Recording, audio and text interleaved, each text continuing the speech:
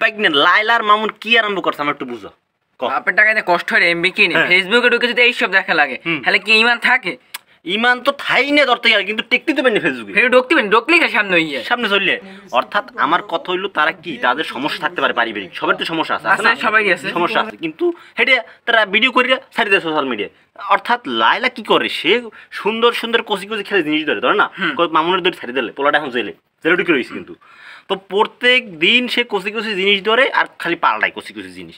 কিন্তু আমার কথা তাই তুই পাল্টা, তুই 100 পাল্টা 1000 পাল্টা, কিন্তু আমাকে দোষ কিতে ভাই আমাকে কিনলে আজাব দাও।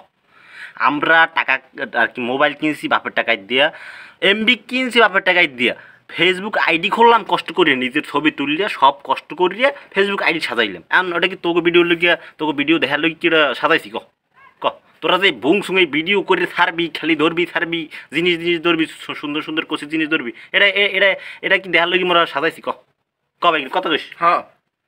না এরা সার ঠিকই আছে, আর ফেসবুক সাইডে আমরা গেছি ইউটিউবে এক অবস্থা, আবার ইউটিউব সাইড ইনস্টাগ্রাম গেছে হ্যাঁ এক অবস্থা, সব জায়গায় খেলে আগে ভিডিও। এখন আল্লাহ রাস্তায় ভাই পাও ধরছি ভাই, তোরা এইসব আর হরিস না, ঠিক আছে?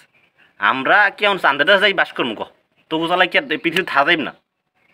1 মাস পর একটা নিউজ, এই নিউজ ওই সপ্তাহ নিউজ কোন দেখতাম তুই গিয়েছো বুড়ো হইয়া লাইলা, বুড়ো হয়ে গিয়েছো কথানি মেকআপ মাইকে তার সামনে ক্যামেরার সামনে, এখন তোর এত চুল করে লাগবে ফিরলি আল্লাহ রাস্তায় পাও ধরছি ভাই, তোরা সাইড কেটে পর ভাই, আমাকে আর পিস চালাস না।